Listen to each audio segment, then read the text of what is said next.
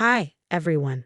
I'm Ava Parker, and this is the story of how my perfect life unraveled into a nightmare. You know those moments when you realize everything you've built is standing on quicksand? Mine came crashing down at my in-laws' Hampton estate. But let me start at the beginning. Darling, you really should let me handle the curtain selections for your new office. These choices are rather middle class. That was my mother-in-law, Victoria. Middle class was her favorite insult, reserved for anything I did. She dropped by my interior design studio unannounced, again, as I was putting the finishing touches on my latest project. The clients love my designs, Victoria. In fact, Henderson Industries just signed me to redesign their entire corporate office. How quaint. Speaking of proper priorities, you'll be seeing Dr. Reynolds tomorrow. I've already scheduled your first prenatal appointment. I froze. Adrian, my husband of 2 years, and I had just found out I was pregnant last week, only 8 weeks along. We were waiting for the right time to share the news. How did you? Oh, please, she interrupted, smiling like a cat with a canary. I've noticed you skipping wine at dinner. Dr. Reynolds has been our family doctor for generations. That evening, I called my mom, Sarah. As a nurse, she was always honest. Mom, is it normal for Victoria to be this involved? Honey, nothing about that woman is normal. Remember when she tried to uninvite your cousins from the wedding because their shoes were from Target? The next day, over coffee, my best friend Kate, who's a detective with a finely tuned radar for manipulation, was even more blunt.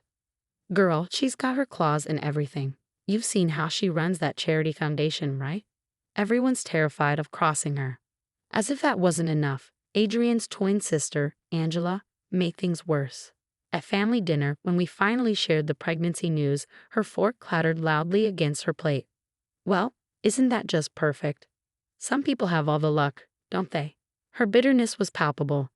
I caught Victoria and Angela exchanging a look across the table. Something about it felt off. Adrian squeezed my hand under the table. Ignore them, babe. They're just surprised. But the surprises kept coming. Victoria started showing up at my studio daily, rearranging my schedule for proper prenatal care. She insisted on accompanying me to every appointment with Dr. Reynolds. It's family tradition, she'd say with that icy, unrelenting smile. We take care of our own. Looking back, I should have paid more attention. The way Victoria hovered over every decision, how Angela's eyes followed me like a hawk, and those hushed conversations that abruptly ended whenever I walked into the room. But they were family, and family wouldn't hurt you, right?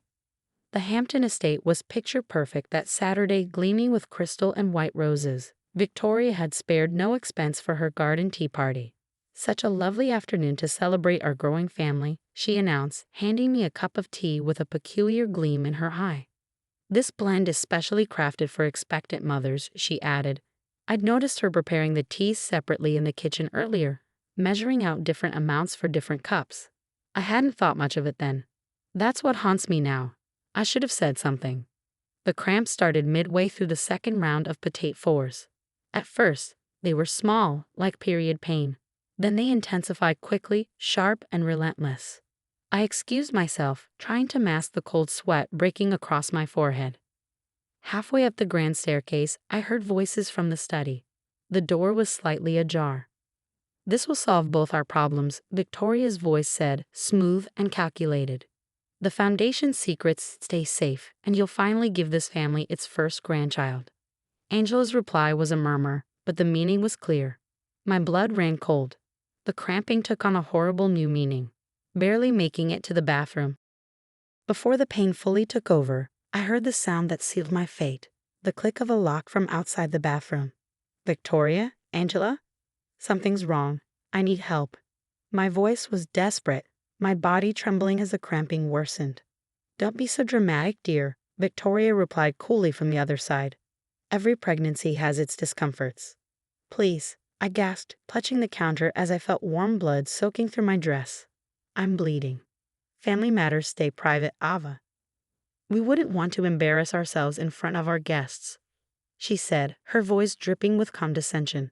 You should not call your mother. The pain became unbearable. My phone had no signal.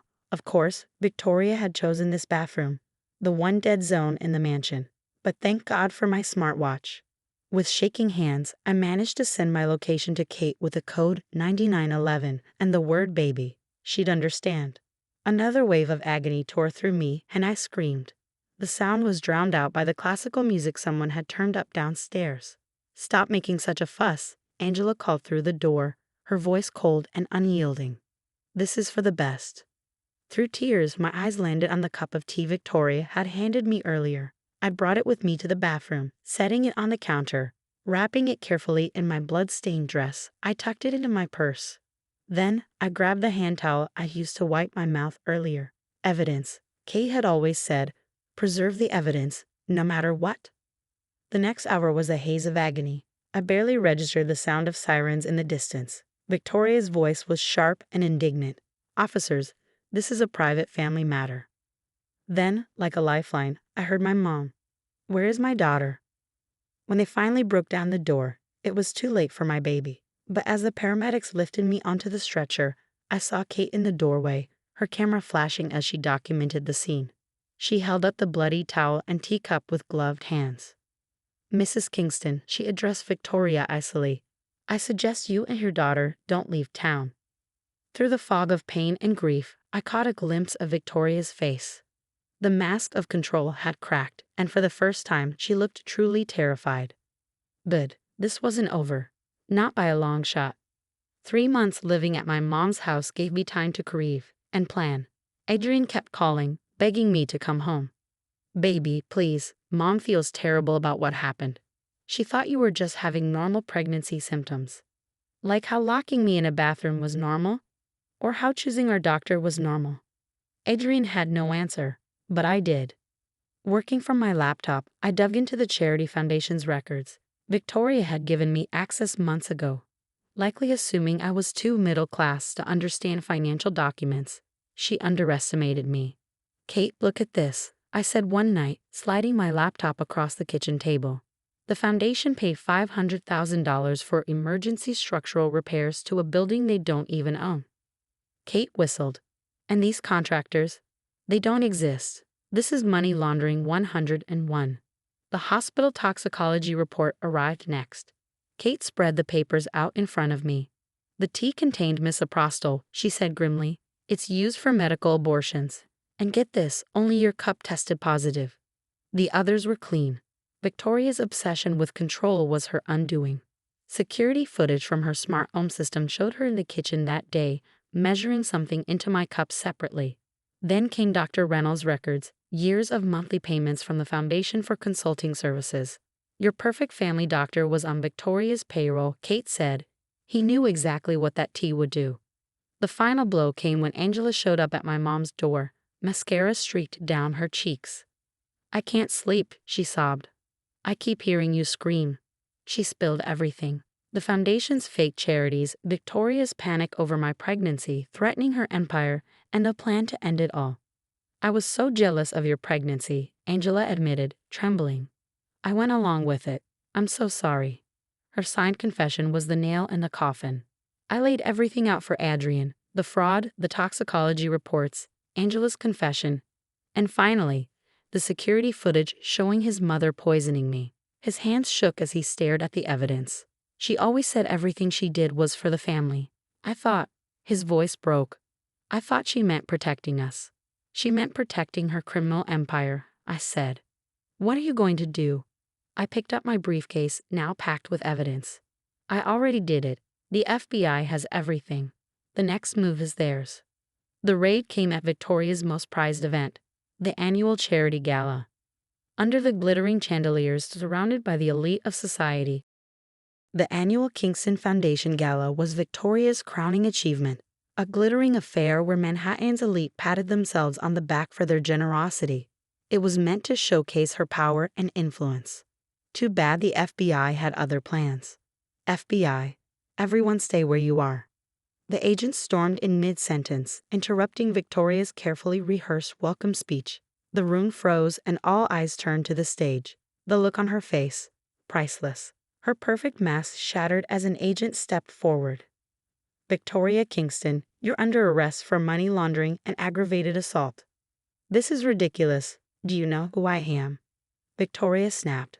but her voice wavered as handcuffs clicked around her wrists. The society pages had a field day the next morning. Kingston Foundation, charity or criminal enterprise? Socialite grandmother to be charged in forced miscarriage plot. Her precious reputation, built over decades, was obliterated overnight.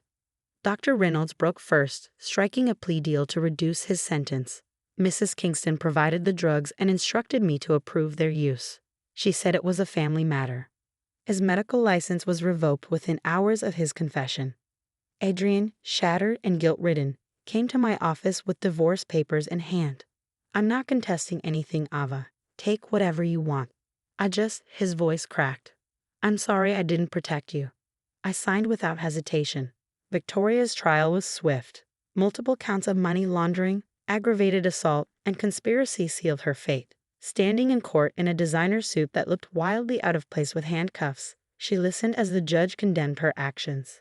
"The court recognizes the particularly heinous nature of using medical assault to conceal financial crimes," the judge declared before delivering a lengthy sentence. Angela sent a letter from the therapy retreat she checked into. "I'm getting help. Real help. I'll spend my life trying to make amends for what I did. I hope someday you can forgive me." I used the divorce settlement to expand my design business internationally, opening offices in London and Dubai. It turned out Victoria's society connections weren't the only path to success. My work spoke for itself. 1 year later, I stood on a stage accepting the International Design Innovation Award. The moment felt surreal, a lifetime away from the woman I'd been during those dark days. The news ticker below the stage caught my eye. Kingston Foundation appeal denied. Assets permanently seized. Congratulations on the award. I turned to find a handsome stranger holding 2 champagne glasses. "I'm Marcus," he said, offering me one. "I love how you incorporated sustainable materials in the Henderson project." He knew my work, not my scandal. His smile reached his eyes, genuine and warm. "Would you like to discuss design over dinner?" For the first time in forever, I felt light, free. "Yes," I said, smiling. Victoria thought she was writing my tragedy, but instead she handed me the pen to write my own story. One where the villain falls, justice wins, and the heroine doesn't just survive, she thrives. Looking back, I've realized something. When you try to bury someone, you'd better make sure they're not a seed. Because we grow back stronger, and we bloom. What about you? What would you have done if you discovered your mother-in-law wasn't just toxic, but criminally dangerous? Would you have quietly gathered evidence like I did or confronted her immediately? Think about it.